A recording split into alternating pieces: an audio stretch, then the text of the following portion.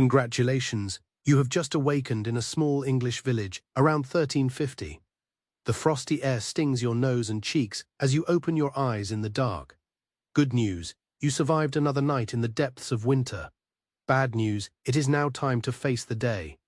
The first thing you notice is the bone-chilling cold that has seeped into your humble cottage overnight. Your home is nothing like modern houses with their insulated walls and sealed windows. Instead, you reside in a modest single-room dwelling whose walls are constructed of wattle and daub, a wooden frame filled with a composite of mud, clay, straw, and occasionally animal dung. The thatched roof offers some rain protection, but little insulation against the cold. You are not alone in this small space. Your family, perhaps a spouse, a few children, or an aging parent, all sleep huddled together on a single straw mattress slightly elevated from the dirt floor. While sleeping close facilitates shared body heat, the reality is that your bedding is rough woolen blankets that cause intense itching, and your mattress harbors uninvited guests like fleas and other biting insects that persist even in winter.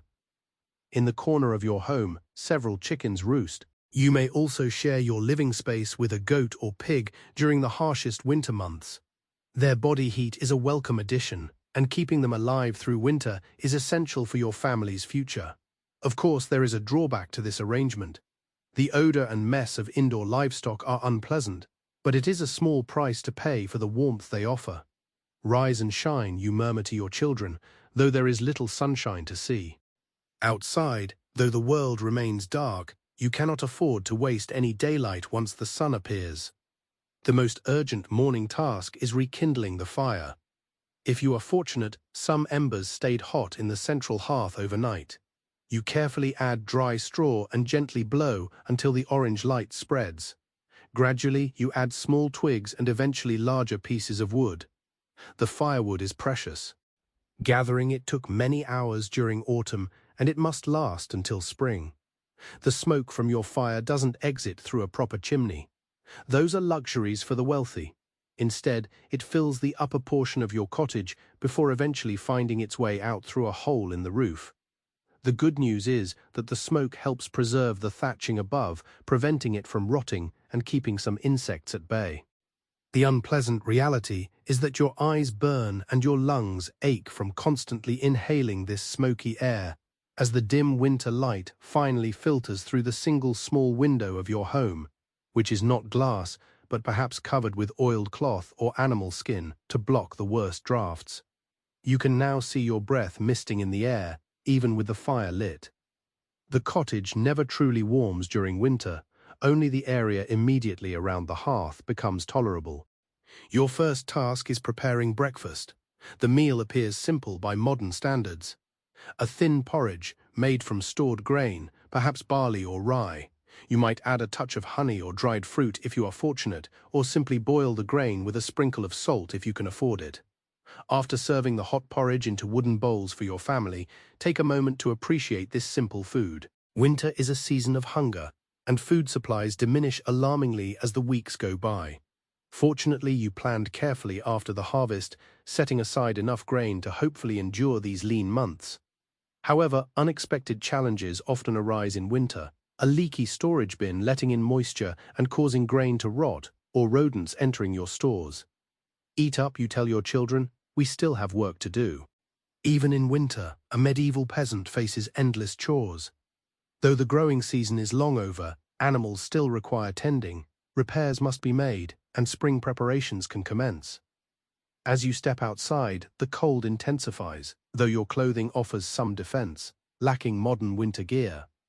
You wear multiple layers, a linen undergarment against your skin, followed by one or more woolen tunics or dresses. Your outermost layer could be heavy wool, possibly fur-lined if you are a wealthy peasant. Simple leather shoes, perhaps straw-stuffed for insulation, are worn on your feet, wrapped in rags for additional warmth. A woolen cap covers your head, and you might possess mittens fashioned from scrap fabric or leather. Fortunately, wool keeps some insulating ability even when damp. Unfortunately, your clothing remains perpetually wet during winter. Amid the sweat, snow, and ambient moisture, completely drying these materials is nearly impossible without risking scorching them by fire. Your village is transformed in winter. Muddy paths between cottages may be frozen solid or blanketed in snow. Smoke drifts from the homes of your neighbors, fellow peasants enduring the same daily struggle for survival. In the distance, the manor house of the lord, who owns these lands, stands in relative comfort. Beyond that, you can see the village church, its stone walls steadfast against the winter winds. Your initial outdoor task is checking on the livestock. Most medieval peasants owned at least a few animals, perhaps chickens for eggs, a goat or cow for milk, maybe a pig or two, and possibly an ox for heavy farm work. In summer, these animals might graze in common fields, but in winter, they require fodder that you carefully stored during the autumn harvest. The positive aspect is that caring for animals provides meaning to your winter days. However, the downside is that fodder, like all supplies, is limited. Each day demands careful planning. You must feed the animals sufficiently to sustain them without exhausting your reserves before spring grass emerges. After attending to the animals, you may spend hours repairing tools required for the planting season. Using salvaged or traded materials, you must fix a broken plow, a damaged harrow, and a splintered yoke. This detailed work is ideal for winter days when fieldwork is impossible. Winter offers the benefit of time for these necessary repairs and crafts. However, the downside is that cold stiffens and clumsifies your fingers, making precise work frustrating and occasionally dangerous as tools slip in numb hands. By midday, your stomach growled again. The medieval peasant's winter diet was monotonous and often inadequate. The midday meal might be more porridge, perhaps with a few vegetables from winter stores, dried peas or beans soaked and cooked into a thick pottage, or hearty root vegetables like turnips and parsnips kept in cold storage. Meat was a rarity, saved for special occasions. You may have slaughtered a pig at the start of winter, carefully preserving the meat by smoking or salting it. This valuable protein is distributed throughout the season, with most days offering no meat. Fish might be an option if you live near water and can break the ice to attempt catching, or if you have managed to preserve some fish for longer periods. The positive aspect of medieval winter food is that the cold weather extends the preservation of stores beyond what would be possible in warmer months. However, the downside is a shortage of fresh fruits and vegetables, resulting in nutritional deficiencies. By late winter, many peasants experience various ailments linked to poor nutrition, such as scurvy from a lack of vitamin C. As the afternoon progresses, you gather with family and possibly neighbors to complete some of the day's most vital tasks, collecting firewood. When you amassed wood during autumn, winter invariably requires more than anticipated. You must trek to the edge of the woods belonging to your lord, carefully collecting only fallen branches and dead wood, as felling living trees was strictly prohibited and invited severe penalties. The benefit of this communal wood gathering is the companionship it provides throughout the isolating winter months. The unfortunate reality is the physical strain of trudging through snow, breaking ice, and hauling heavy loads of wood back to the village with cold, stiffened limbs. As daylight rapidly wanes during the winter months, you return to your cottage.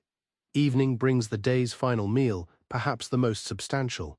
The family gathers around the fire, sharing another bowl of pottage, maybe with a precious morsel of preserved meat or fish added to the mix if you are fortunate. Evenings during a medieval winter were long and dark.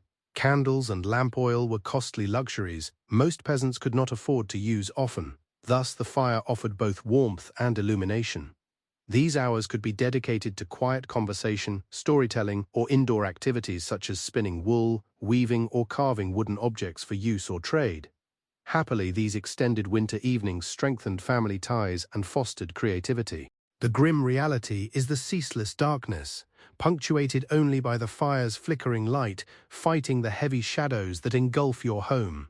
As sleep nears, carefully bank the fire, covering hot coals with ashes to maintain their glow until dawn. Losing your fire in winter could be disastrous, as rekindling it from scratch is difficult and time-consuming. You might heat a stone by the flames and wrap it in cloth to take to bed, offering at least some warmth as you settle for the night. The family gathers once more on the straw mattress, drawing the rough blankets tight. Tomorrow will hold similar struggles, the cold, hunger, and the ceaseless labor of mere survival. Still, comfort lies in routine and the knowledge that each day advances towards spring. As you drift to sleep, you might reflect on the merits and flaws of your medieval winter life. The positive aspect is the powerful sense of community fostered by villagers working together and supporting each other through difficult months. The downside is the precariousness of life, where a single poor harvest, severe storm, or illness could shift the delicate balance from survival to tragedy. Yet medieval winter was not solely defined by hardship and struggle. It also brought moments of joy and celebration that illuminated the darkest days. The medieval calendar featured religious festivals that offered welcome breaks from daily routine. Christmas was especially significant, marked by 12 days of celebration spanning from Christmas Eve to Epiphany on January 6th. Even peasants could enjoy special foods reserved for this occasion, attend elaborate church services, and join community festivities. The positive aspect of these winter festivals was the respite they provided from work and anxiety, bringing light and community during the darkest time of the year. However, they were short-lived, and the severity of winter soon returned upon their end. Despite these difficulties, medieval peasants demonstrated remarkable resilience and cleverness in surviving winter. They meticulously planned throughout the year, preserving food through salting, smoking, drying, and fermenting. They established communal support systems, sharing resources and labor as necessary. They learned to forecast weather patterns through meticulous observation and transmitted vital knowledge across generations. Fortunately, this traditional knowledge proved beneficial, enabling communities to survive for centuries amidst challenging circumstances. The unfortunate reality was that anomalous weather or unforeseen occurrences could still destroy even the most prepared communities. As winter lengthened, village food reserves became dangerously depleted. By February and March, many peasant families endured their greatest hardship, rationing increasingly scarce supplies while anxiously awaiting the first signs of spring growth. This time period was known as the hunger gap, when winter stores were exhausted but new food sources had not yet appeared. The positive aspect was that communities had devised specific strategies for these lean times, such as carefully stored emergency supplies and knowledge of which wild plants could be foraged first. The negative was that these final weeks of winter took the lives of the most vulnerable, the very young, the elderly, and those already weakened by illness or prior hardship. Lying in bed, listening to the winter wind howl outside your drafty cottage, you find comfort in small blessings. Your family's breathing, the faint glow of banked embers, and the knowledge that you've survived another harsh day. Tomorrow will bring new challenges, yet there is quiet satisfaction in meeting them with the wisdom and strength inherited from generations past. With that thought, sleep overtakes you. Another day of medieval winter survival is done. The outside darkness is absolute, the cold unrelenting. Yet inside your humble home is the warmth of family and the human spirit's resilience, which has always endured the harshest seasons. You awaken suddenly, the sound of coughing echoing in your small cottage. One of your children has contracted that familiar winter ailment, a sound that fills any medieval parent with dread. In your era, a mere cough could signal a grave affliction. Winter is the season when sickness strikes most fiercely. As you gently touch your child's forehead, you sense the unmistakable warmth of fever. Fortunately, your family has endured many winter illnesses before. The unfortunate reality is that during the medieval era, disease was poorly understood, and truly effective treatments were scarce. You rise silently, mindful not to wake those still asleep, and approach the hearth where last night's embers still softly glow. Gently breathing on the coals and adding small kindling, you coax the fire back to life. The first light of dawn remains hours away, but sleep has been replaced by worry. As the fire spreads, you reach for a small bundle of dried herbs hanging from a roof beam. Medieval peasants depended heavily on herbal remedies passed down through generations.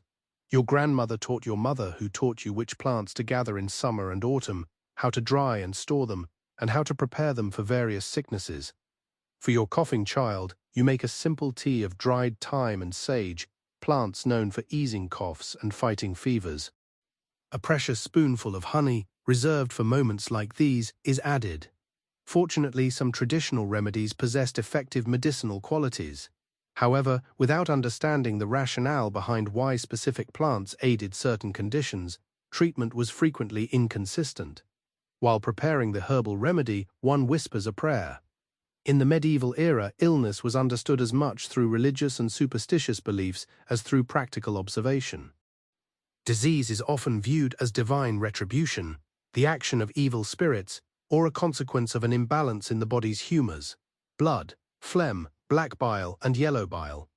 Most peasants combined practical remedies with spiritual pleas, hedging their bets against the mysterious forces causing illness. Your child wakes as you approach with the warm tea, face flushed with fever. Drink slowly, you murmur, holding the simple wooden cup. This will help you feel better. Whether your confidence is real or just a comforting act for a frightened child, it achieves its goal. Positively, displaying confidence often alleviates panic. However, the difficult truth is that you recognize your true powerlessness against serious illness. Now, other family members are involved. Your spouse handles mourning tasks while you care for the sick child.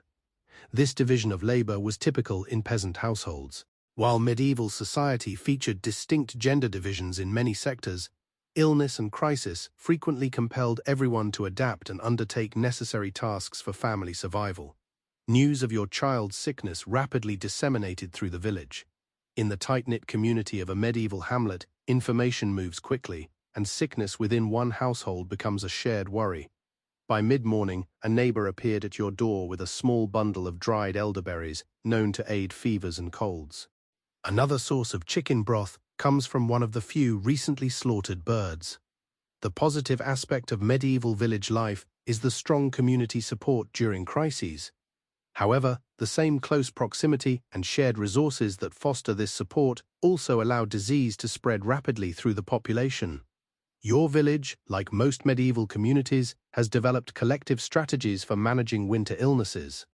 Certain older women are known for their healing knowledge and are often sought out when someone is ill. Although later centuries sometimes viewed such women with suspicion during witch hunts in your village, these wise women are respected for their practical knowledge of herbal remedies and traditional treatments. One such woman visits your home by midday, examining your child with weathered hands and keen eyes that have witnessed countless winters and the illnesses they bring. She advised placing a wad of mustard seeds wrapped in cloth on the chest to potentially relieve lung congestion. Additionally, she suggested hanging fresh, strongly scented herbs like rosemary around the sleeping area to purify the air of disease causing miasmas. Fortunately, some of these traditional remedies did offer actual relief for certain symptoms. The unpleasant reality is that without grasping germ theory, even the best intentions in care could sometimes transmit infection instead of providing a cure. As the short winter days lengthen, you remain watchful. Medieval peasants knew that the initial day or two of sickness often dictated whether a person would recover swiftly or face a more grave struggle. The gravest fear is that a simple cough might escalate into pneumonia or tuberculosis, diseases that claimed countless lives during the winter months. Ensure your child drinks plenty of fluids, herbal teas, weak ale, and broth when available, as these were safer than water in medieval times due to the brewing process. Keep the fire burning to maintain warmth in the cottage, though this consumes precious winter firewood at an accelerated rate. The positive aspect of medieval healthcare is that basic supportive care, keeping patients warm, hydrated, and fed, was understood and practiced. However, the negative is that without antibiotics or effective fever reduction methods, many infections that seem minor today could become fatal. As evening arrives, further worries begin to surface. Facing illness and caregiving demands, the daily chores of winter survival intensify. Animals still require food, and water and firewood must be procured. In a medieval peasant household, there was very little flexibility in the daily work routine. Happily, the very community that provided remedies also offered practical assistance. A neighbor's child arrived to assist with livestock care, while another delivered firewood to augment your supply. This system of mutual aid was vital for village survival, as every family understood that they would eventually need assistance. "Many hands make light work," your neighbor remarked with a nod as he placed the wood. This sentiment characterized medieval community life, particularly during difficult winter seasons. As early darkness descends, as it always does in winter, your family gathers around the fire for dinner. Your sick child manages to eat a small amount of the simple pottage, a thick soup of barley and dried vegetables, the staple of your winter diet. Even this small appetite is encouraging, as the good news is that your child's fever seems to be holding steady rather than worsening. The unfavorable news is that the coming night will be long and fraught with anxiety, as darkness in the medieval world fostered heightened fears and restricted care options. Nighttime illness during medieval winter posed specific difficulties. Lacking proper illumination, candles and lamp oil were costly luxuries. Attending to the sick during the night necessitated working primarily by touch and sound in the faint light of the banked fire. Monitoring temperature changes proved difficult, and worsening symptoms might not be apparent until morning. You prepared for the night by placing a small cup of herbal tea near the fire to keep it warm, gathering extra blankets, and arranging sleeping positions to easily reach your sick child. The family settled in earlier than usual, conserving energy for what could be a difficult night. In the darkness, the sounds of winter sharpened. The wind whistled through the thatch, the creak of wooden beams contracting in the cold, the soft breathing of your family, and the labored breaths of your sick child. Medieval peasants were intimately attuned to these sounds, discerning subtle shifts that signaled a patient's improvement or decline. During the night, you awaken often to attend to your child, providing tea and adjusting blankets as required. This cycle of disturbed sleep is a universal experience for all parents throughout history. Yet for medieval caretakers, every waking moment also brought the awareness of how swiftly sickness could become fatal, particularly for the young and old. As the night progresses, your mind drifts to past winters and the various ailments your family and community have survived. The memory of the Great Mortality, later known as the Black Death, continues to haunt collective memory, even years after its most devastating outbreaks. Though the plague is most linked to warmer months, winter brought its own deadly infections, especially those targeting the lungs. Fortunately, your village has avoided the worst epidemics in recent years. The unfortunate reality is that medieval people lived aware that disease could rapidly devastate communities, leaving behind sorrow and vacant dwellings. By morning, your watchfulness is rewarded with minor signs of recovery. Your child's fever has broken sometime during the night, and although the cough persists, it seems less intense. The urgent crisis appears to be receding, though healing will require time and ongoing attention. The news of the improvement spread through the village as rapidly as news of the illness. Neighbors expressed relief, not only out of compassion, but also practical concern. Widespread illness could jeopardize the community's winter survival if too many became ill and could not perform essential tasks. God has been merciful. One neighbor remarked when she visited, this religious framework for understanding both illness and recovery was central to the medieval experience. Though practical remedies were applied diligently, the ultimate credit for healing was attributed to divine intervention, often through the intercession of saints linked to specific ailments. The improvement in your child's condition frees your attention to the ongoing demands of winter survival. This episode has used some of your carefully stored supplies. Extra firewood was burned for warmth, herbs were used for remedies, and food was shared to create nourishing broths. These resources must now be conserved even more carefully to last until spring. This pattern of crisis, community response, and readjustment was a familiar rhythm in medieval village life. The good news is that this created remarkably resilient communities capable of weathering difficulties through collective action. The unfortunate reality is that sustained hardships can eventually overwhelm even the most resilient systems, particularly during poor harvests or widespread sickness. As your child recovers, you contemplate the fragile state of winter health in the medieval era. Beyond acute ailments such as fevers and coughs, winter presented many other health difficulties that impacted daily existence and lasting welfare. Skin conditions were prevalent, worsened by infrequent bathing during cold months, when water exposure seemed dangerous and impractical. Rough, often unwashed wool clothing in winter caused irritation and rashes.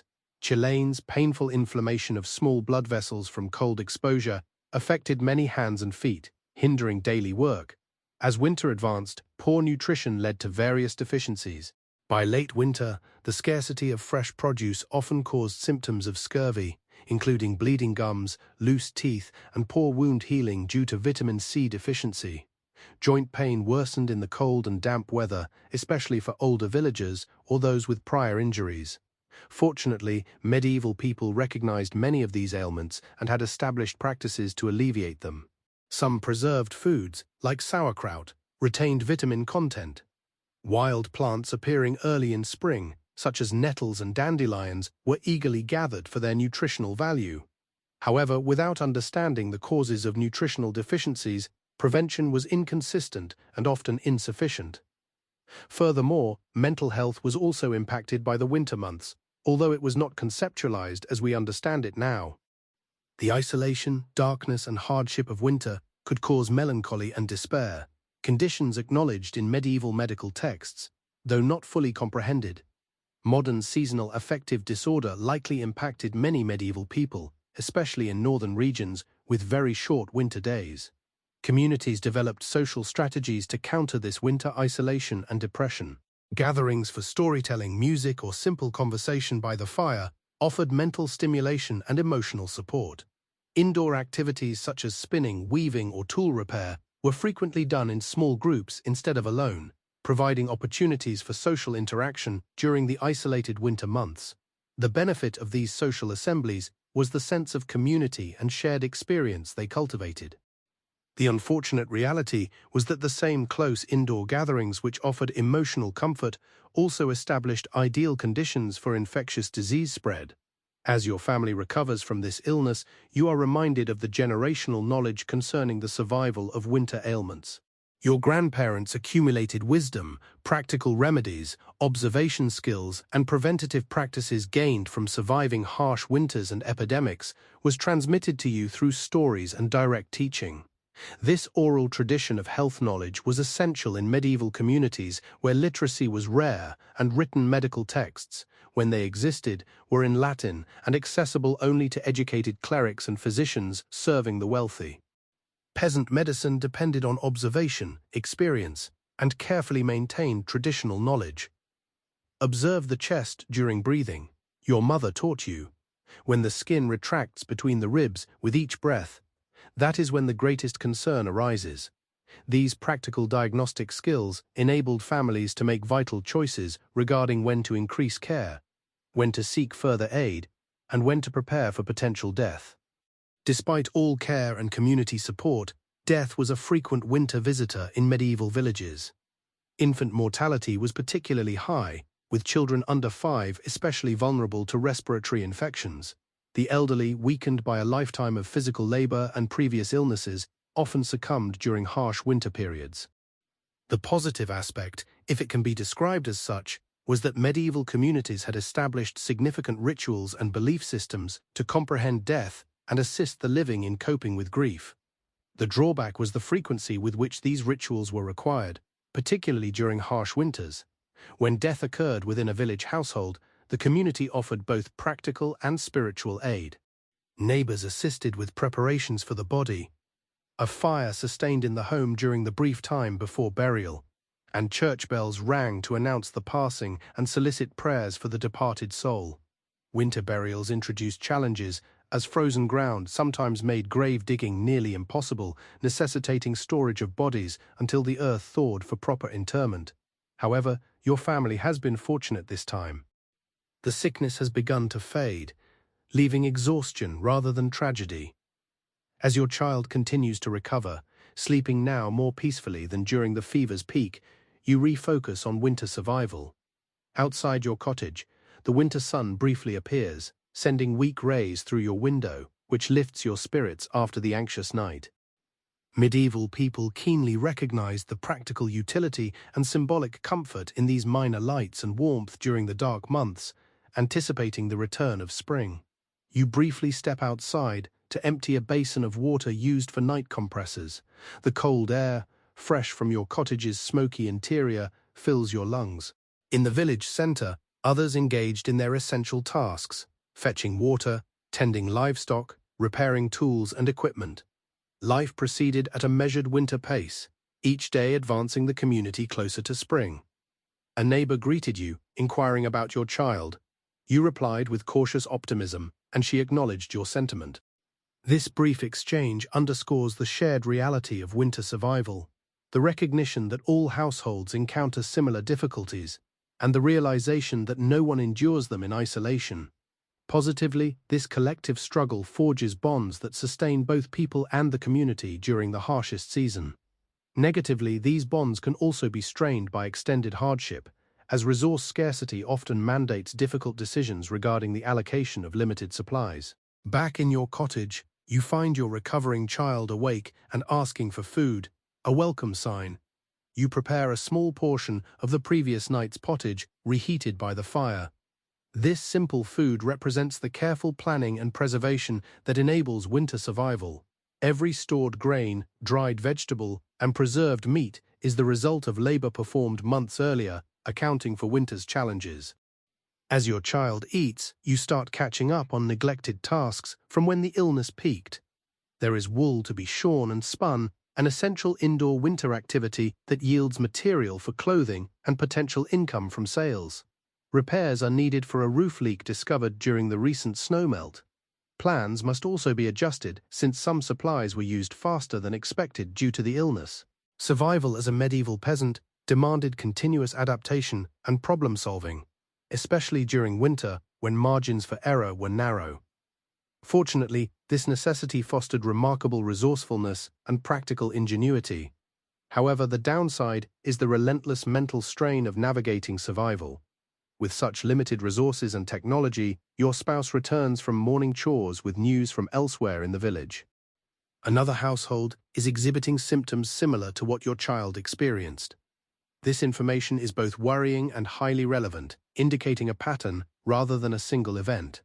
Medieval communities meticulously monitored disease transmission, using this data to guide decisions regarding care, strategies, and community events. Therefore, the woolworking gathering planned for tomorrow should be postponed, as your spouse suggested and you concurred. Although these social work events fostered both productivity and morale during winter, the danger of spreading illness outweighed the advantages when sickness circulated through the village. As the day progresses, keep a watchful eye on your recovering child while re-establishing the routine of essential work. The illness served as a warning of winter's perils, yet also highlighted the systems of knowledge, practice, and communal support that enable survival even in severe circumstances. By evening, your child shows marked improvement, capable of sitting up and eating more solid food. The cough persists, though it is less frequent and severe. While full recovery requires time, the most perilous phase seems to have concluded. You offer silent gratitude to God, the plants for their medicine, the neighbors for their support, and the ancestral knowledge that guided your care. As darkness descends once more, your family gathers by the fire. Tomorrow will present its own challenges, but tonight offers the quiet satisfaction of having endured another winter's threat. Your child sleeps soundly, breathing more easily than the previous night. Outside, the stars shine in the clear, cold sky, their light reaching your world after unimaginable journeys across time and space, much like the passage of knowledge through countless generations that has helped your family survive this medieval winter night. The next few days offer a welcome respite from immediate crisis as your child steadily recovers. However, winter is far from ending. Perhaps the greatest challenge now faces your household and the entire village: growing food scarcity. This is the dreaded time known as the Hunger Moon, or what modern historians call the Hunger Gap of late winter, when preserved foods diminish but spring's fresh growth remains unseen. You rise before dawn as usual and proceed directly to your cottage's storage. With careful hands, you assess the remnants of your winter food supplies. The wooden barrels of grain, mainly rye and barley, along with some oats, are alarmingly depleted. The dried vegetables hanging from the rafters, onions, garlic, and a few precious turnips and parsnips, have also diminished significantly. If you manage to keep any of your carefully preserved meats, they are likely limited to small emergency or special occasion portions. Fortunately, your family planned well post-harvest, preserving and storing extensively. However, even the best planning cannot fully mitigate winter's unpredictable length and severity or unexpected crises like illness that may deplete resources faster than expected. We must be more cautious now. Inform your family while preparing the morning meal. The porridge is lighter today, with smaller servings for everyone except the recovering child, who still requires strength to combat the lingering effects of illness. No one complains about the meager breakfast. This seasonal hunger is a familiar companion in the medieval winter, and peasants developed sophisticated strategies to manage this late winter food scarcity. By February and March, you would typically implement a careful rationing system, often limiting intake to 2 meals daily instead of 3. Foods were stretched using fillers. For example, straw might be ground and added to flour to make bread, providing bulk rather than nutrition. As stored provisions dwindled, wild resources became increasingly important. The ice on the pond has thinned, your spouse notes. Fishing might become possible again soon, which brightens the mood slightly. Even small fish provided valuable protein and broke the monotony of winter meals. Medieval freshwater fishing utilized simple tools like woven baskets, hand nets, or rudimentary hooks and lines. Although some peasants held rights to fish in specific waters, these rights were frequently disputed by lords asserting exclusive fishing privileges. After breakfast, bundled against the cold, you joined several other villagers on an expedition to check winter traps set in the woodlands at the edge of the village lands. Trapping small game was an important supplementary food source, though medieval peasants had to be careful about where and what they hunted. Many forests were set aside as the lord's hunting grounds, where capturing game, particularly deer, boar, or other large animals, was strictly prohibited for peasants and carried severe penalties. Nevertheless, most lords overlooked peasants trapping rabbits, squirrels, and other small animals during the harsh late winter, understanding that this food provided sustenance necessary for the workforce's survival and subsequent spring planting. Some enlightened lords explicitly granted these rights within the complex social contract of feudalism. Fortunately, the trapping expedition successfully caught 2 rabbits, supplying the village with a welcome source of fresh meat. However, these 2 animals must be divided among the 5 families who set and checked the traps. Your share will constitute a small but precious meal. Upon returning to the village, the group passed a stand of hazel trees, where someone observed the first catkins appearing, early signs that winter would eventually relent. Though weeks remained before edible growth, these harbingers of spring lifted spirits. Medieval peasants keenly observed such natural indicators, their survival depending on intimate knowledge of seasonal patterns and shifts. An older villager points out that the first snowdrops are pushing through near the fallen log. These early flowering plants were more than just a pretty sight for medieval people. They signaled the start of the seasonal change that would eventually lead to food abundance. Some of these early spring plants were also medicinal or edible, making their appearance genuinely life-sustaining. In the village, you meet the manor's steward, the lord's representative who manages the peasants' obligations and the estate's resources. His presence in the village during winter is unusual, causing concern. Usually, direct oversight eases during these months when fieldwork is minimal. The lord demands extra firewood for the manor house. The steward announces to the villagers that each household must supply 1 additional bundle by the end of the week. This demand is met with carefully concealed dismay. Winter obligations to the lord were generally lighter than during growing and harvest seasons, but they could still be imposed, and refusing was not an option for most peasants. The good news is that the lord's demand is relatively modest, 1 bundle of firewood per household, rather than the more burdensome labor or food levies that might be demanded in other seasons. The unfortunate truth is that your existing firewood is precisely measured for warmer times, and this extra demand will result in colder nights for your family. Tomorrow we will gather it, you tell the steward with a respectful nod, ensuring no hint of resentment enters your voice. The intricate relationship between peasants and their lords was a defining characteristic of medieval life. Although contemporary views often label the feudal system as purely oppressive, its reality was more complex, characterized by mutual obligations and unspoken agreements that ensured the survival of both sides. Lords granted land, some security, and specific rights to their peasants, while peasants in turn owed labor, a share of their yield, and various other services and fees. During winter, this relationship often shifted as many lords acknowledged the season's hardships and reduced demands.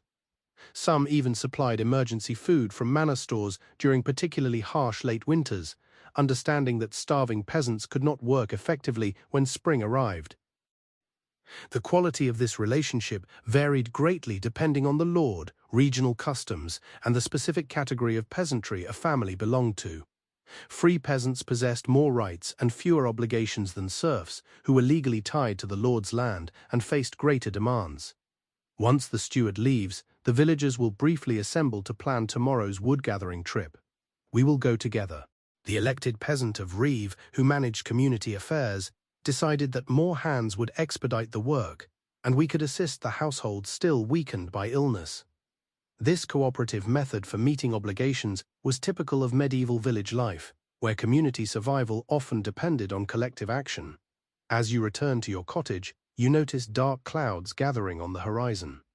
As the storm approaches, you murmur to yourself, recognizing the signs from decades of weather observations. Medieval weather forecasting depended solely on this traditional knowledge, where cloud patterns, animal behaviors, wind shifts, and other natural indicators were passed down through generations of rural experience. Inside your home, your children are occupied with necessary winter tasks. From a young age, medieval children began contributing to household work, with responsibilities growing with their age. Even children aged 5 or 6 might handle simple tasks such as winding yarn, feeding small animals, or assisting in food preservation. By ages 8 or 10, children were important contributors to family labor, though their duties were typically scaled to their size and strength.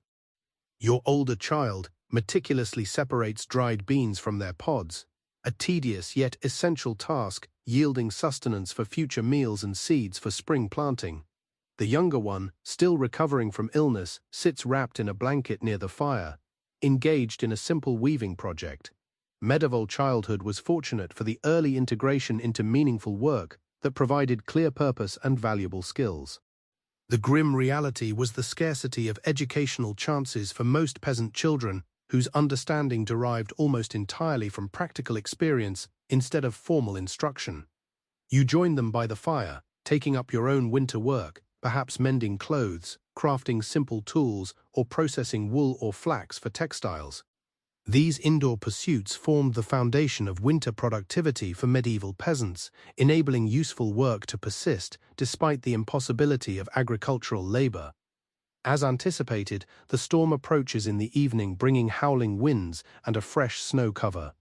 Your family draws nearer to the fire, hearing the sounds of winter's rage outside.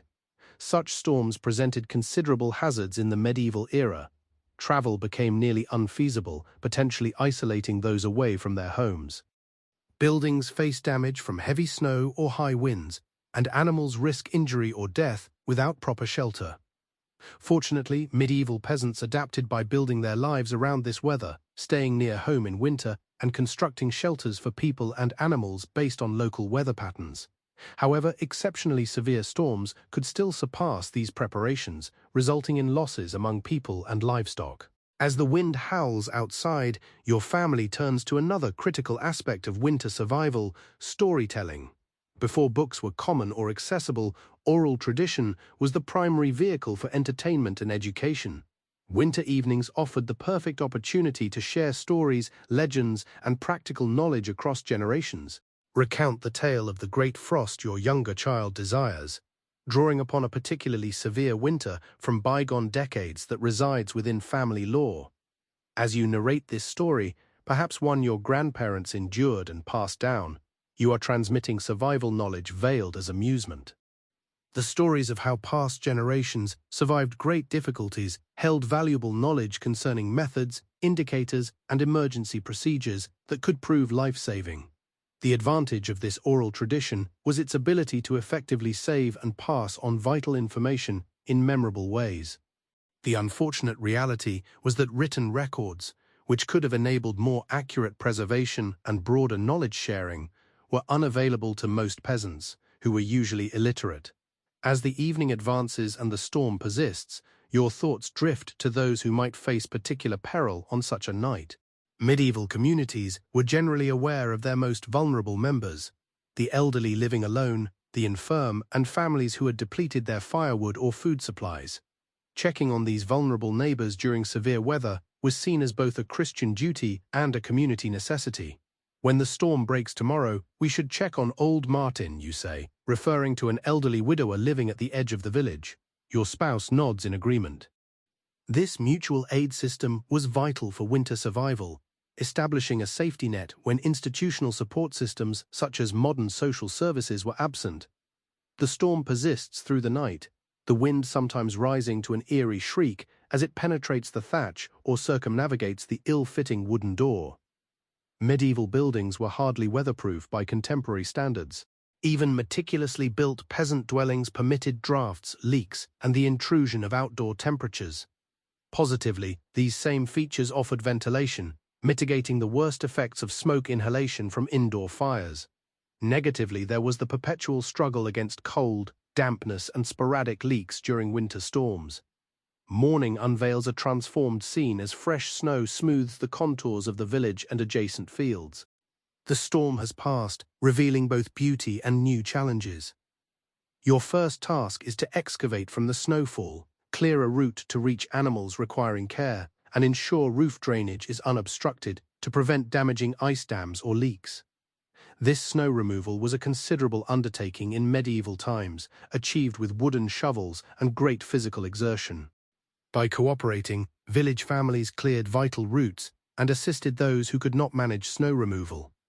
Fortunately, fresh snow offered some insulation, making extremely cold days slightly more tolerable indoors of peasant homes. However, this came with the drawbacks of extra labor and the heightened difficulty of daily tasks, such as collecting water or firewood. With clear paths, you join several neighbors to check on the community's most vulnerable members. Old Martin is found safe but lacking firewood, a need swiftly met by the visiting group sharing their supplies. Another home developed a leak where snowmelt weakened the thatching. Villagers collaborated to make a temporary repair, preventing further water damage. This mutual aid structure defined medieval community life, especially during winter crises. The positive outcome was the remarkable resilience it fostered, enabling communities to endure hardships that isolated households could not handle. However, the negative was that in widespread disasters, such as regional famine or epidemic, even these communal systems could be overwhelmed when all faced identical desperate circumstances at once. By midday, the initial post-storm crisis management was finished, and attention shifted to utilizing the fresh snow for necessary winter tasks. Children were sent sledding down a nearby hill, not just for recreation, though they enjoyed it, but to pack a smooth snowpath that would ease the transport of harvested firewood back to the village on simple wooden sleds. Medieval winter work frequently combined practical necessity with elements of play or social enjoyment. The positive aspect of this integration was that it made essential labor more enjoyable and strengthened community ties.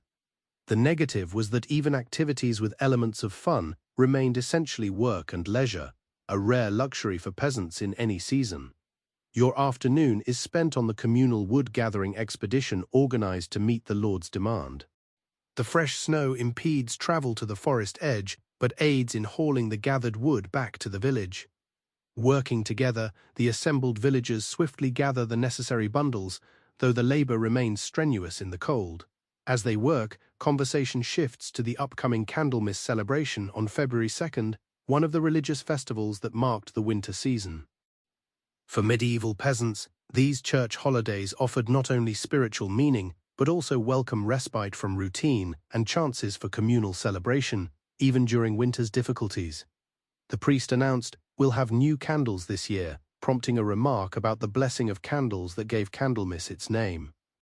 While primarily religious, such festivals also held practical functions in the medieval calendar. Candlemas traditionally marked the winter midpoint, when half-winter stores should ideally remain for a household to comfortably reach spring. It offered a natural opportunity to assess supplies and adjust consumption patterns as needed. The advantage of the medieval liturgical calendar was its provision of psychological milestones during winter, dividing the cold season into manageable segments marked by celebrations. However, the drawback was that these religious observances also introduced extra demands, such as special church tithes that could strain already scarce winter supplies. Once firewood gathering is finished, you help distribute the bundles, making certain each household has its necessary contribution ready for the steward's collection. Your thoughts then turn to the evening meal, Perhaps the most difficult part of late winter for medieval peasants. By this time in the season, meals had grown increasingly monotonous and nutritionally restricted. The same basic ingredients, stored grains and roots, perhaps small amounts of preserved meat or fish, appeared daily, prepared in slightly varying ways, yet they could not conceal the limited options. Tonight's meal in your cottage might be a thin soup of barley and dried peas seasoned with the last of an onion and a small piece of salt pork, should your family have preserved meat. A coarse bread made mainly of rye might accompany it. The positive aspect of medieval peasant cooking was the remarkable ingenuity in crafting sustaining meals from sparse resources. The negative was the nutritional deficits that frequently emerged by late winter, causing health issues ranging from scurvy to compromised immunity. As families ate, discussions naturally shifted to plans for the near future. Despite winter's difficulties, attention increasingly focused on preparations for spring.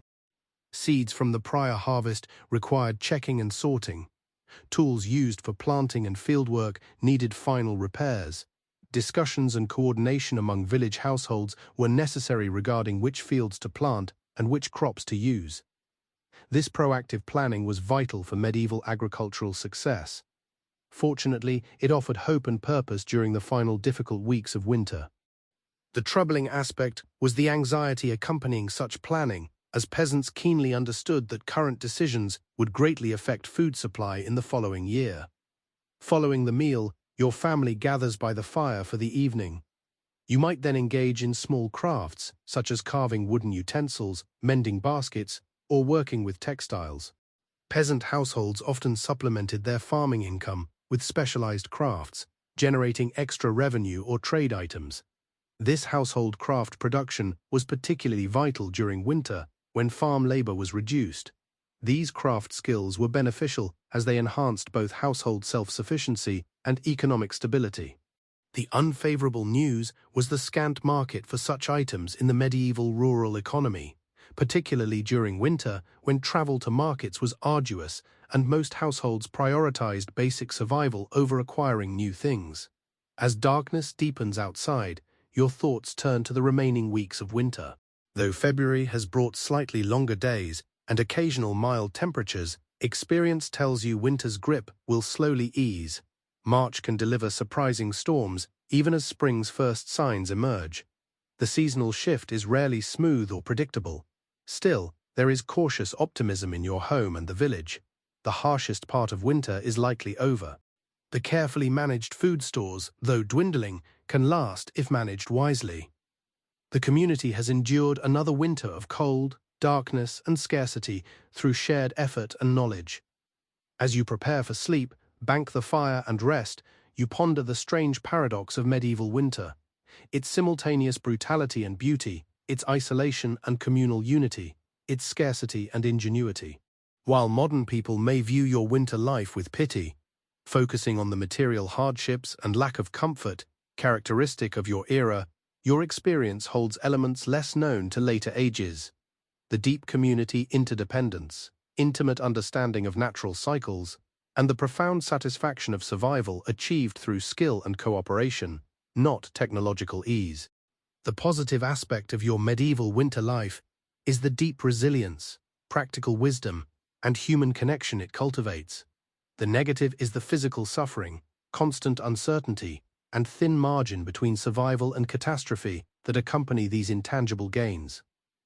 As your family gathers in the shared sleeping space, huddled together for warmth beneath wool and animal skins, you absorb the night sounds of your medieval world, the occasional crackle from the banked fire, the distant howl of a wolf from the forest edge, the soft breathing of your children as they drift into sleep.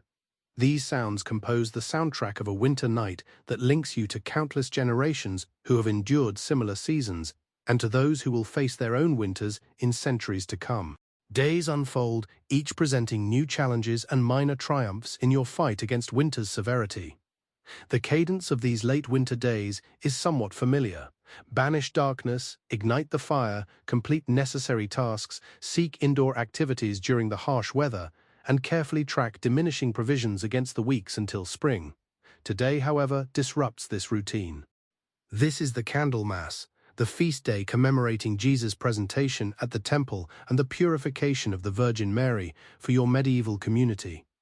It also serves as a significant seasonal marker, traditionally seen as the midpoint of winter, a time for both religious observance and practical evaluation of winter survival.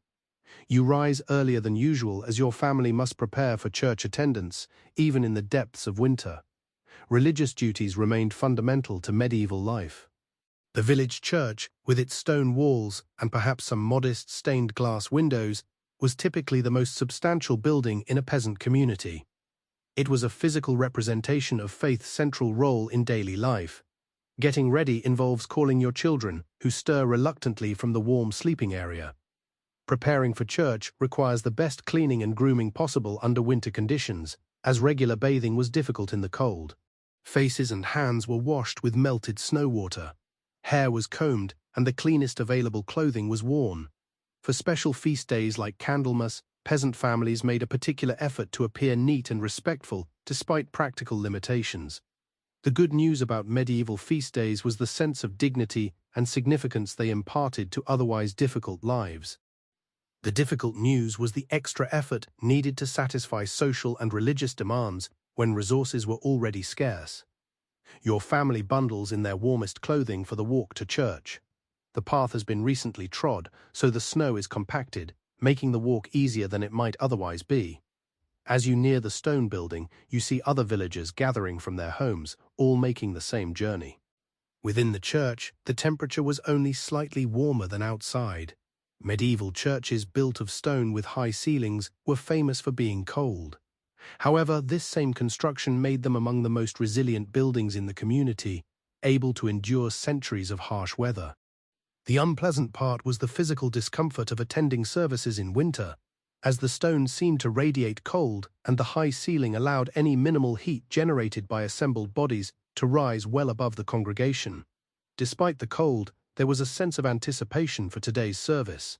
Candlemas involved blessing all candles to be used in the church throughout the coming year, as well as some candles parishioners might bring for blessing for home use. For medieval people, candles were costly because they were made from valuable beeswax or animal fat. Most peasant households used them sparingly, relying mainly on the hearth fire for light. Possessing a blessed candle for special needs or significance was considered both spiritually and practically important. The priest, likely the only formally educated person in the community, performed the service in Latin, a language few, if any, of the peasant congregation understood. The positive aspect of medieval religious services was their familiarity. Even without understanding the words, congregants recognized the rhythms and patterns of worship through years of participation. The troubling reality was the separation between ordinary people and direct engagement with religious texts, leaving interpretation solely to church authorities. After the main service, the blessing of the candles, the most awaited part, follows. The priest sprinkles holy water on the gathered candles while reciting prayers for protection and blessing. For medieval people, these blessed objects possessed genuine power, offering protection, healing, and spiritual significance. The positive aspect of this belief system was the comfort and sense of agency it offered amidst dangers beyond human control. The downside was that these spiritual safeguards sometimes replaced more practical precautions or solutions. Following the church service, another vital element of medieval feast days is the communal gathering. Even during winter's scarcity, special occasions such as Candlemas warranted small celebratory meals shared among the community. These meals were often held in the churchyard if the weather allowed, or in the largest building in the village. One villager announced the arrival of barley cakes, revealing a cloth-wrapped package of small, dense cakes made with precious honey reserved for the occasion. Another contributed dried apple slices preserved from the autumn harvest. Your family's contribution might be a special bread, perhaps shaped into a cross or other religious symbol fitting the day. The positive aspect of these feast day gatherings was the shared joy and strengthening of community ties during the most challenging season.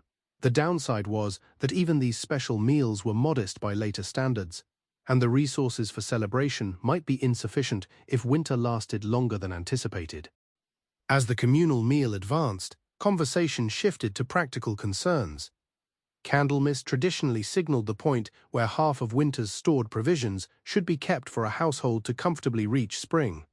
This provided a natural time to assess supplies and adjust consumption if needed. "Our grain is holding well enough," one villager remarked. "But the root cellar flooded when the snow melted last week. We lost nearly all our remaining turnips to rot."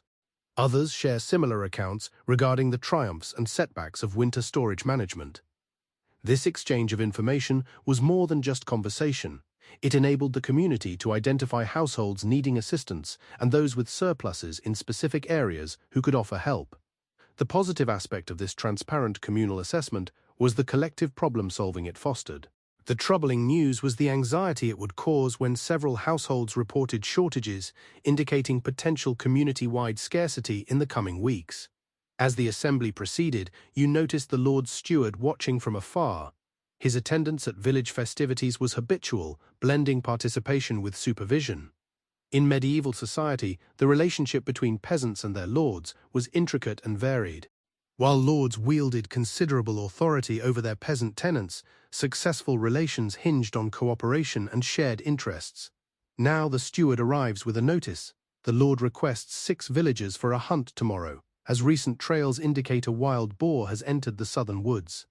This news sparks excitement, as hunting in the lord's forests was usually strictly prohibited for peasants, punishable by severe fines for poaching. Special invitations to hunt were both an honor and a practical way to secure meat during the lean winter months. The positive aspect was recognizing peasant skill and the chance to add to scarce food supplies. The negative was the reminder that access to these resources remained the lord's choice, not the peasant's right. The village swiftly chooses the 6 men, selecting those with hunting experience and those from households most in need of extra food. Your spouse is among them, a situation causing both pride and unease. Wild boar hunting was notoriously perilous, even with adequate gear and dogs. The potential reward of meat had to be weighed against the risk of injury. Far from medical aid, as the candle-making gathering spreads, your family returns home with slightly better spirits, despite the ongoing difficulties. Religious devotion, community ties, and the chance for fresh meat combined to create a rare sense of hope in late winter. However, practical worries swiftly reappear as you check your household provisions by the light of the newly blessed candle you've brought inside. Be even more careful with the grain. Tell your children as you examine the remaining supply to wait just a little longer for the first spring greens to appear. This careful measurement and adjustment was a constant feature of medieval winter life, demanding both practical skill and psychological discipline. Fortunately, this era developed the ability to make precise calculations regarding consumption rates and leftover provisions. The bad news was the ceaseless background stress of potential scarcity, particularly in these final weeks of winter. The following morning dawned clear and cold, excellent hunting weather. Your spouse prepared to join the Lord's hunting party, clad in the warmest available garments, and carrying a sturdy spear borrowed from a neighbor with superior tools. The village men chosen for this honor assemble near the manor house to receive instructions and join the hunting party with the Lord's skilled huntsmen.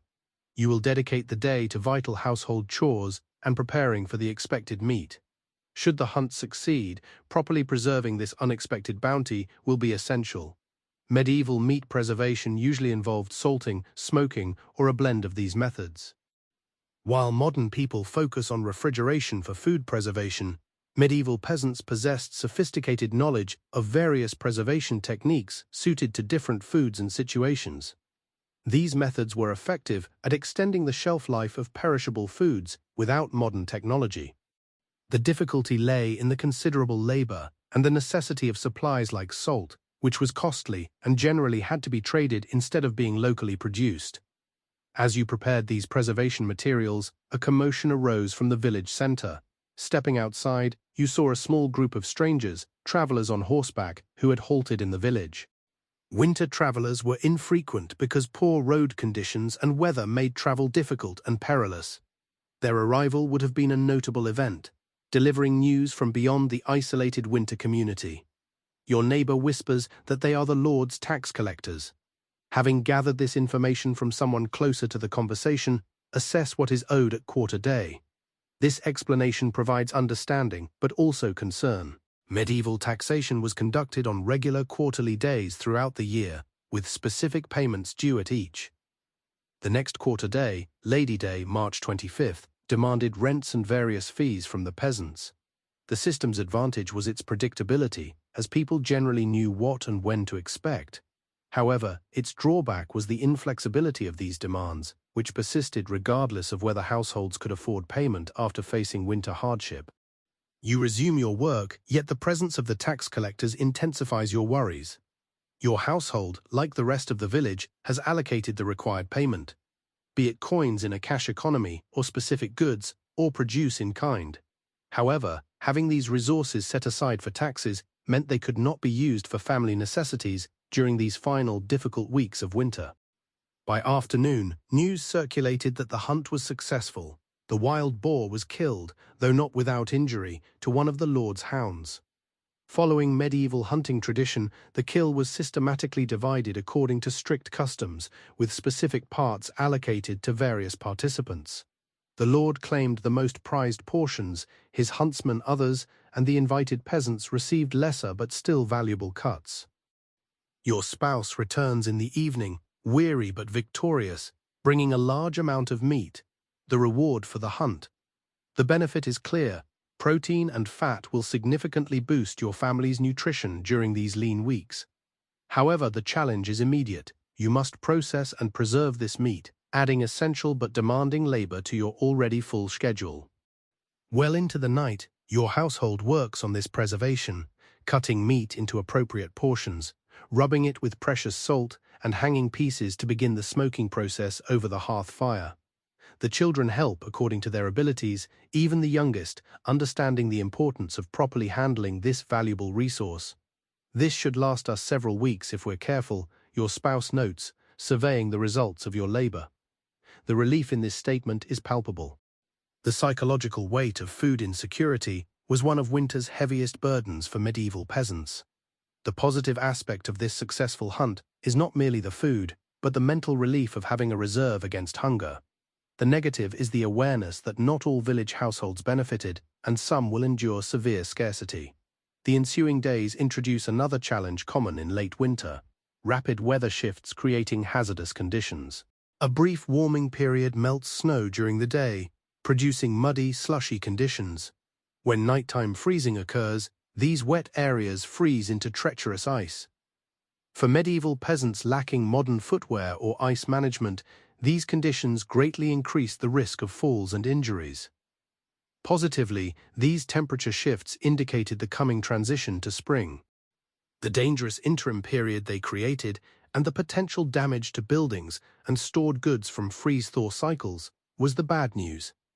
Indeed, several village households report problems from these conditions, including a collapsed storage area where melting snow created an unbearable weight, a serious fall resulting in what appears to be a broken arm for an elderly villager, and new leaks in previously sound roofing. The community mobilized to address these issues by redistributing affected stored goods to intact buildings and providing care for the injured. Medieval medical care for injuries such as broken bones was rudimentary but not entirely ineffective. Local practitioners with bone-setting experience would manipulate the limb into proper alignment and create splints from materials like straight branches and cloth bandages. The positive aspect of these treatments was that many fractures healed sufficiently with this care. However, the negative was the lack of pain management beyond herbal remedies, alcohol, or simple distraction techniques. As the injured elder receives care in a neighbor's home, you join several other villagers in repairing the damaged storage building. This labor serves as another instance of medieval winter adaptation. The capacity to execute essential construction and repairs despite difficult circumstances. Modern building often ceases during winter in cold regions, yet medieval peasants could not tolerate such delays when structural soundness was threatened. Fortunately, medieval building methods were relatively simple and utilized locally sourced materials, which could be collected even in winter. The unwelcome reality was the physical strain of working in the cold and the necessary compromises when ideal materials were unavailable in winter. As February advances, subtle but significant signs of the seasonal shift become apparent. Days grow longer, offering more daylight for work and lessening the oppressive darkness typical of deep winter. Certain birds re-emerge or become more active, their calls providing a welcome contrast to winter's relative silence. Occasional days hint at warmth, offering brief respite from the constant cold. Medieval peasants closely monitored these signs for survival. The Caprine transition brought psychological relief by offering tangible proof that winter would finally end. The unfortunate truth was that the food shortage frequently worsened in the final weeks before spring growth yielded new food. Consequently, food management became critically important for your household and the entire village. Meals grew simpler and portions smaller as preserved supplies diminished. While your family benefited from the meat obtained by the hunt, even this valuable resource required careful rationing to ensure longevity.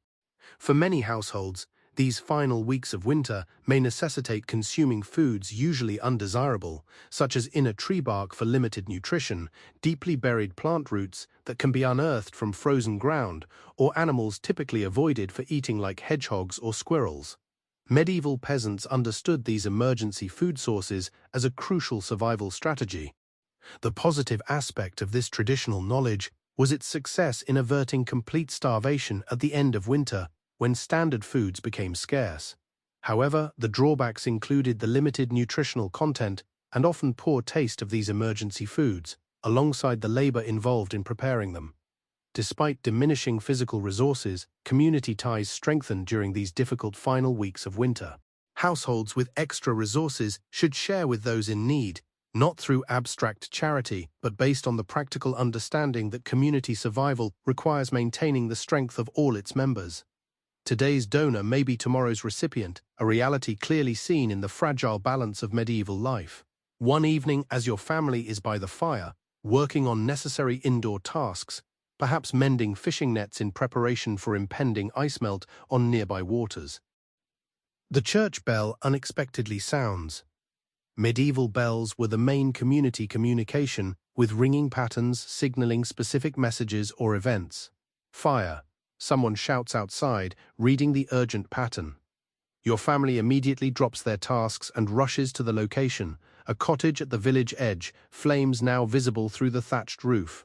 Fire was one of the most feared disasters in medieval communities due to its potential to rapidly spread through closely built structures made of highly flammable materials.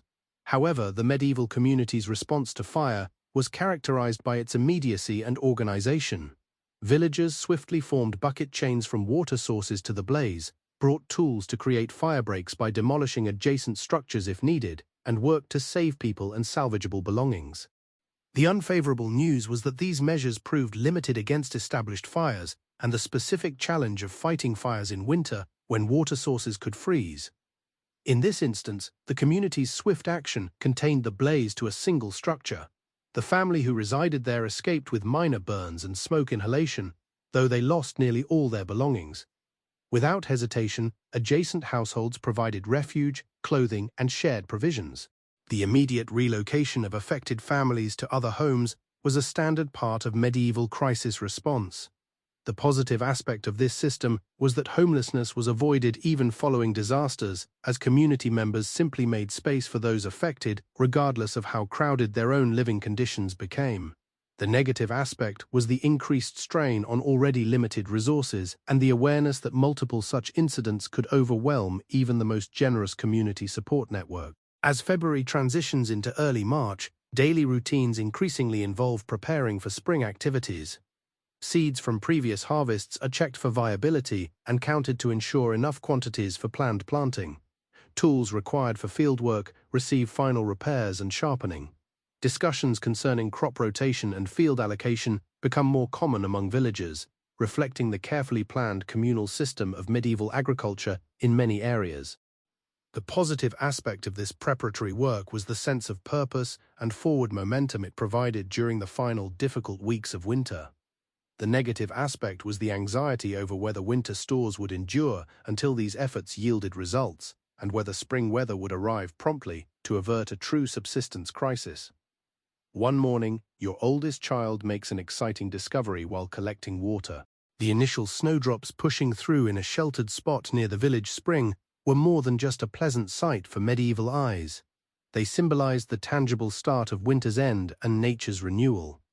Their appearance was often celebrated and announced to the whole community as a sign of hope, bringing genuine relief to winter-weary villagers.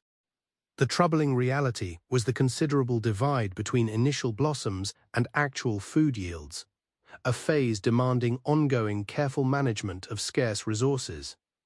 As your family unites that evening, possibly sharing thin porridge with the last bits of preserved meat, the discussion focuses on plans and chances. Despite the persistent difficulty, a noticeable change in mood occurs as winter's emotional burden starts to ease. Medieval peasants demonstrated remarkable resilience through the annual cycles of scarcity and abundance, hardship and relief. This seasonal pattern fostered a deep appreciation for spring's gifts following winter's deprivation. However, the negative impact included the physical toll of cold, limited nutrition, and heavy labor, effects that accumulated over years, contributing to the relatively short life expectancy of medieval populations. As you bank the fire for the night and your family settles for sleep, the wind outside carries a quality softer than the harsh winter gusts of previous months.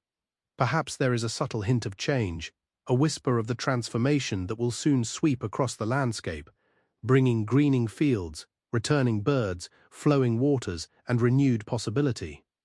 Winter in your medieval world is not yet over. Though cold days and storms remain, and the challenge of limited supplies persists, their deepest grip is beginning to ease as the proven cycle of seasons offers relief. Your family has endured another winter through knowledge, preparation, community support, and resilience, qualities that define the medieval peasant experience amidst hardships and fleeting moments of unexpected beauty. The closing weeks of winter deliver both the harshest trials and the initial signs of ease to your medieval household. March has arrived, bringing the year's most crucial shift. The precarious balance between dwindling winter provisions and the nascent growth of spring defines this time, which historians term the hunger gap. For medieval peasants, this was frequently the most perilous phase of the yearly cycle. You rise before dawn, as always, yet the darkness feels markedly different now. A subtle shift in the atmosphere, a barely noticeable alteration in the quality of light filtering through your cottage walls. The bird song outside is more varied and insistent as returning species join the few that survived winter. These minor changes would likely be missed by modern people accustomed to artificial settings, but for medieval peasants whose survival hinged on interpreting natural signs, they hold deep meaning. Today's first task is hopeful, searching the earliest growing spots for edible spring plants. Certain south-facing, sheltered areas warm faster than the surrounding landscape, sometimes yielding edible greens weeks before the countryside awakens. Your older child joins you on this expedition, both carrying small knives and cloth bags for gathering. As you approach a promising slope near the village stream, you remind them what to look for. Ghanaian leaves emerge early alongside young nettles. Medieval children acquired plant identification through early learning, focusing education on practical survival knowledge over abstract academics. Fortunately, this morning's search yielded several patches of young nettles in a sunny, protected location. Though pungent nettles were highly prized by medieval people as one of the first spring greens, rich in nutrients depleted during winter, the drawback is the small quantity available so early, sufficient for a modest meal rather than a substantial supplement to dwindling stores. Nevertheless, even this small harvest lifts spirits upon returning to the cottage. Medieval peasants recognized that these initial spring assemblies, though small, signaled the shift from want to plenty. The psychological lift was often as vital as the physical nourishment. Back home, you carefully prepare the nettles, using cloth to shield your hands from the sting until cooking neutralizes the irritation. The greens will be added to the morning porridge, offering welcome flavor, variety, and vital nutrients following months of increasingly monotonous winter fare. The positive aspect of these early spring greens was their exceptional nutritional value, especially their vitamin content, which averted deficiency diseases like scurvy. However, the downside was the effort needed to gather enough in early spring when growth was still restricted. As your family eats breakfast, you discuss the day's work. The seasonal shift demands a rigorous schedule of tasks vital for the upcoming year's success. Fields must be prepared for planting, tools must be readied, livestock relocated, and seeds sorted. Furthermore, the diminished winter provisions need continued careful management to last through these final weeks until significant spring growth emerges. "I will inspect the plough today," your spouse announced. The wooden share might require replacement before we start fieldwork. The medieval wooden plough was far less efficient than modern equipment, demanding constant repairs and adjustments. Fortunately, these simple tools could be repaired easily using locally sourced materials. However, the difficulty lay in the immense physical labor needed for effective use, especially in heavy spring soils. Your day will be spent foraging for early greens and handling household chores. Medieval division of labor generally assigned field preparation to men, whereas women handled household production, garden cultivation, and smaller-scale food gathering. Nevertheless, these divisions were highly flexible, with all household members contributing wherever necessary during crucial seasonal changes. By noon, you had gathered several early spring plants, including nettles, wild garlic, and the first dandelion leaves from different microclimates across the village lands. Medieval knowledge of locating the earliest growth was honed over generations of careful watching, developing detailed mental maps of the local environment that modern GPS technology might envy for its accuracy. The positive aspect of spring foraging was the gradual increase in the availability of fresh, nutritious plants following months of relying on preserved foods. However, the challenge was that gathering enough supplies demanded significant time and energy, coinciding with other spring preparation tasks. Upon returning to the village, you observe heightened activity throughout the community. Other households are also busy preparing for spring, repairing thatch damaged by winter storms, clearing drainage ditches for spring rain and snowmelt, and assessing fields for planting. A palpable energy exists that contrasts with winter's slower pace, despite the physical exhaustion many villagers exhibit after months of limited food. Near the village center, you see the reeve and several elders discussing, likely planning the crop rotation across the common fields for the next growing season. Medieval agriculture in many areas relied on collective decisions about crop rotation and field allocation to ensure sustainable productivity. The positive aspect of these communal farming systems was their success in sustaining soil fertility by carefully rotating crops with varying soil effects. The drawback was the difficulty in coordinating these systems among multiple households with diverse requirements and abilities. As you leave this meeting, you hear mention of the upcoming Lady Day, March 25th, which overlaps with the Feast of the Annunciation in the church calendar. This date was significant in medieval life for several reasons. Religiously, it commemorated the angel Gabriel's message to Mary announcing her pregnancy with Jesus. Practically, it marked one of the quarter days when rents and taxes were due to lords. Agriculturally, it often signaled the start of the planting season in many areas. The advantage of these quarter days was their predictability, enabling households to manage their finances throughout the year. The difficult news concerned fulfilling obligations at Lady Day, occurring at the close of winter when resources were at their lowest. "The Lord expects full payment despite the harsh winter," someone commented, their voice tinged with resignation rather than surprise. Medieval peasants understood these obligations were inflexible, remaining due regardless of individual household circumstances or seasonal hardships. Back at your cottage, you discover your spouse and children engaged in tool preparation. Wooden handles for hoses and rakes are smoothed of splinters, and metal components are cleaned of rust and sharpened where necessary.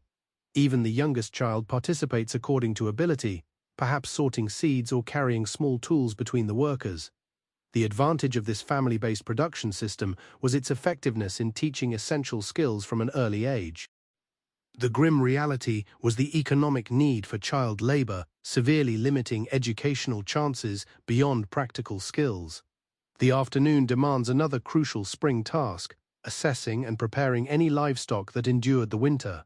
Medieval peasants might possess a few chickens, perhaps a goat or cow, and if lucky, an ox or horse for arduous field labor. Following months of restricted feed and confined living, these animals needed careful management before resuming more active work or breeding. The positive aspect of livestock care in early spring was the slow increase in natural grazing as plants regrew, lessening the reliance on stored fodder. However, the negative was the poor condition of many animals after winter, leaving them susceptible to disease and less productive during the vital early growing season. As daylight begins to fade, noticeably later than during deep winter, your household gathers for the evening meal. Tonight's food reflects the classic late winter, early spring pattern: a thin porridge of remaining stored grain enriched with the day's foraged greens and perhaps the smallest portion of preserved meat or fat reserved for these difficult final weeks. The benefit of such meals was the increasing variety offered by early spring plants. The unfortunate news was the ongoing caloric deficit that left many peasants physically drained, just as spring labor required maximum energy. After eating, the family gathered by the fire, but their evening activities diverged from the midday patterns. Instead of storytelling and small crafts that filled the long dark evenings of January and February, tonight's focus is making items needed for the upcoming planting season, sewing seed bags from scrap cloth, fashioning simple tools for creating planting rows, or repairing baskets for transporting seeds to the fields. Remember last spring when heavy rains delayed planting by nearly 2 weeks? Your spouse reflects. We must be ready to begin immediately when conditions permit. The understanding of weather vulnerability deeply influenced medieval farming. The positive aspect was the accumulation of strategies for mitigating adverse conditions developed over centuries of observation. The negative aspect was the persistent vulnerability to weather patterns capable of overcoming even the most meticulous planning. While the family worked, conversations focused on daily signs that predicted the coming season's traits, bird behavior, cloud formations, and the emergence timing of specific plants. Medieval weather forecasting depended entirely on these natural indicators, refined by generations of observation and record-keeping, primarily transmitted orally rather than in writing.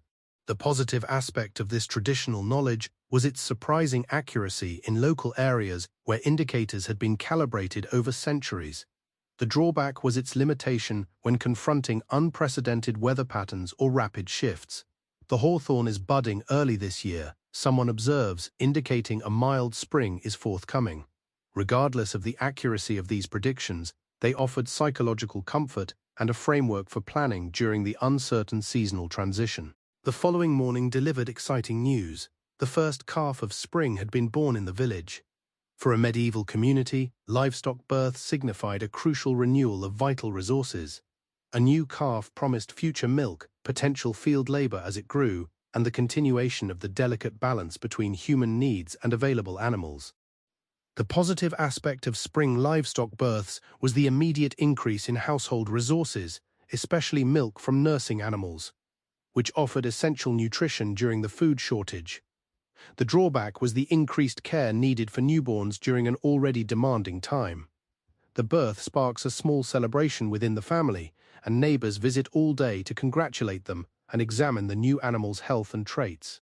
This shared concern mirrors the communal character of medieval village existence and the practical fact that each household's prosperity bolstered overall community strength. During the visit, you discover that plans for the upcoming Easter celebration typically commence less than a month in advance. For medieval Christians, Easter was the year's most important religious festival, carrying both deep spiritual significance and tangible effects on everyday living. The preceding Lent period included fasting restrictions that ironically corresponded with the natural scarcity of late winter. Although Easter celebrated renewal in both religious and natural settings, the good news of these spring religious celebrations lay in their congruence with seasonal patterns, thus forming meaningful frameworks for comprehending and marking the shift from scarcity to plenty. The unwelcome news concerned the extra duties they mandated, such as church attendance, special fees, and expected involvement in community events during a strenuous time.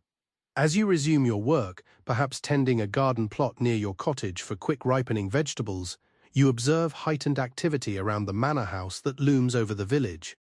Servants are seen cleaning windows, airing bedding, and performing other tasks related to spring renewal. This activity suggests the Lord's family will soon return from an extended stay elsewhere, a common pattern for medieval nobility who often maintained and moved between multiple properties seasonally. The favorable aspect of the Lord's return was the increased job opportunities it generated for some villagers who could find temporary service roles at the manor. The unfavorable aspect was the heightened scrutiny of peasant obligations and more frequent demands for labor service that usually accompanied the Lord's presence. In fact, by afternoon, a messenger from the manor arrived in the village with instructions for required labor services in the coming week. Under feudal arrangements, peasants were obligated not only to pay rents in money or goods, but also to provide direct labor on the Lord's lands for set durations. The scheduling of these labor duties could greatly affect a household's capacity to meet its own agricultural requirements during the crucial spring planting season. Fortunately, these labor services were predictable within the feudal structure, enabling households to plan in advance of their known duties. The unfortunate reality was their focus on the Lord's needs above peasant concerns, occasionally resulting in suboptimal timing for work on family fields. As these notices spread through the village, your focus remains on your household's immediate needs during this transition. Today brings another foraging trip, this time to an area known for early emerging plants. Warming temperatures spurred growth, revealing significantly greater availability of greens than previously seen. While this increased abundance offered a vital nutritional boost after a period of limited eating, the challenge remained. Foraged foods alone were insufficient to meet full caloric needs during the strenuous spring work period. Returning home with your gathered plants, you encounter a visitor, a traveling peddler who visits the village yearly, bringing goods not locally produced and news from distant lands. In the relatively isolated world of medieval rural life, such travelers offered vital links to wider networks of trade and information. The roads are finally passable, the peddler explains, displaying wares laid out on a simple cloth. Needles, small metal tools, spices, or medicinal ingredients unobtainable locally. Though the mud remains treacherous in places, medieval transportation infrastructure was minimal by modern standards. Unpaved roads often became nearly impassable during winter and early spring due to snow, ice, and especially mud. The positive aspect of resuming travel was the renewed access to necessities and information following the winter isolation. However, the negative was the limited purchasing power of most peasant households at that time, as resources were depleted by winter and new production had not yet started. Nevertheless, the peddler's arrival generated excitement in the village. Beyond commodities, travelers carried news, political shifts in the realm, distant weather patterns, and reports of disease or regional troubles. Since medieval information flowed mainly through face-to-face exchange, travelers were crucial conduits for both knowledge and material goods. Word of a new tax being considered was mentioned by the peddler, who lowered his voice to fund the king's military campaign across the Channel. Such news would be received with concern in peasant communities where additional financial burdens could threaten already precarious subsistence. Fortunately, medieval political systems were relatively slow to change, allowing communities time to prepare for new obligations. The unfortunate reality was the limited sway ordinary individuals held over choices that significantly impacted their daily existence. As night falls, your home unites with others for a group task, preparing the shared planting tools. Medieval villages frequently kept specific implements collectively, especially costly or specialized items like metal component plows. These were used in rotation among different households according to established agreements. The system's advantage was the economic efficiency gained by sharing expensive resources among several families. The drawback was the possibility of disputes regarding scheduling and maintenance duties, especially during critical planning periods. Tonight's assembly merges hands-on labor with social bonding as villagers discuss spring's advancement and continue charting the intricate process of field preparation, planning, and sustained subsistence that characterizes this season. The communal sense of purpose is strong, highlighting the interdependence of medieval villages, especially during transitional eras. The miller notes the stream flow is rising. The requirement that grinding stones operate at full capacity by next week reflects another facet of medieval seasonal changes. The restarting of water-powered processes as frozen streams thawed and spring rains raised flow volumes. These natural power sources offered the advantage of being renewable and costing nothing beyond infrastructure upkeep. The difficult news was their susceptibility to seasonal changes and weather patterns that could significantly impact productivity. As evening darkens noticeably later than just weeks ago, your family returns for dinner and rest. The physical demands of spring preparation have left everyone weary. However, this exhaustion possesses a different quality than the desperate energy conservation seen in winter. Within the fatigue lies purpose and forward momentum, a link to cycles of renewal that have supported innumerable generations prior. The positive aspect of this seasonal change was the psychological shift from survival to creation and from preservation to expansion. The negative was the physical strain of intense spring work on bodies weakened by winter's nutritional scarcity. As your family rests, conversation turns to plans and potential. In countless medieval households, as winter yields to spring, children discuss which crops they await tending, anticipated celebrations, and hopes for specific outcomes like abundant fruit or successful livestock births, reflecting humanity's remarkable capacity for renewal and foresight despite challenging circumstances. The positive aspect of this capacity for hope was the psychological need for successive generations facing identical seasonal difficulties. The negative was the fragility of these hopes against uncontrollable forces, extreme weather, disease, and political turmoil that could ruin even the most meticulously planned growing season. Yet tonight, in your modest medieval cottage with the first spring stars glimpsed through the smoke hole, hope triumphs over fear. Your family has endured another winter by leveraging knowledge, preparation, communal support, and fortitude. Hardship persists, and substantial obstacles await before the harvest can refill depleted reserves. Yet the cycle persists, as it has since the beginning, the seasonal wheel turning once more from want toward plenty. As slumber nears, you contemplate the winter just past. From a contemporary viewpoint, medieval winter conditions seem almost intolerably severe. The cold, hunger, darkness, isolation, relentless physical labor, and the vulnerability to sickness without proper care defined your existence. Today's world, with its central heating, supermarkets, electric lights, and modern medicine, appears astonishingly comfortable by contrast. However, your experience holds elements less familiar to later eras, specifically the deep community interdependence, where survival was truly shared, not solely individual. Intimate knowledge of natural patterns and cycles, reading the landscape with generational depth, a direct link between labor and sustenance, bypassing modern complexities and distances, deep satisfaction from overcoming challenges through skill and cooperation, not technology. The positive aspect of your medieval winter experience is the direct engagement with the fundamental realities of human existence. The seasons, the land, the community, and the skills required to transform raw nature into sustenance and shelter.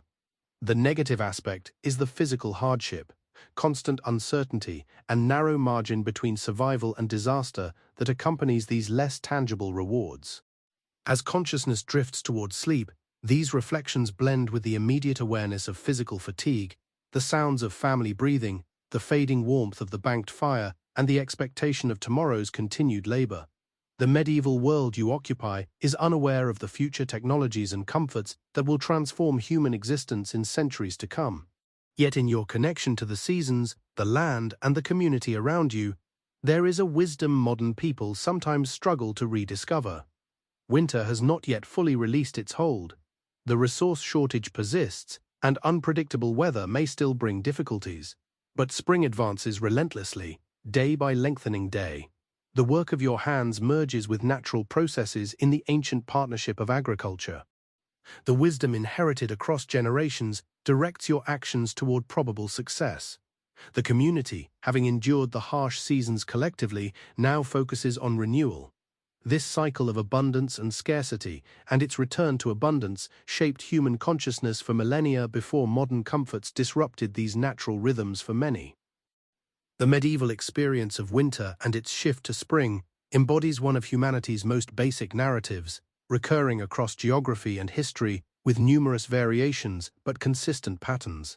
Now, as modern individuals pursue renewed connections to natural cycles, seasonal foodways, and more sustainable interactions with energy and resources, valuable lessons emerge from the medieval handling of winter. not in romanticizing genuine hardship or unnecessary suffering, but in acknowledging the profound knowledge, communal reliance, and direct interaction with natural systems that enabled survival and meaning-making under difficult circumstances. As you finally sleep in your medieval cottage, with spring's initial signs visible and winter's lessons remembered, you join this ancient human narrative. Your experiences of cold, hunger, darkness, community, knowledge, and resilience link you to countless others who have traversed these identical seasonal shifts throughout human history, including those who might one day read of lives like yours and ponder both the suffering endured and the wisdom gained in reaction. The cycle continues. Winter gives way to spring, scarcity yields to new growth. The human story persists in your medieval moment and through the following centuries, unified by the shared rhythms of the seasons and humanity's lasting ability to seek light and warmth after the darkest, coldest nights.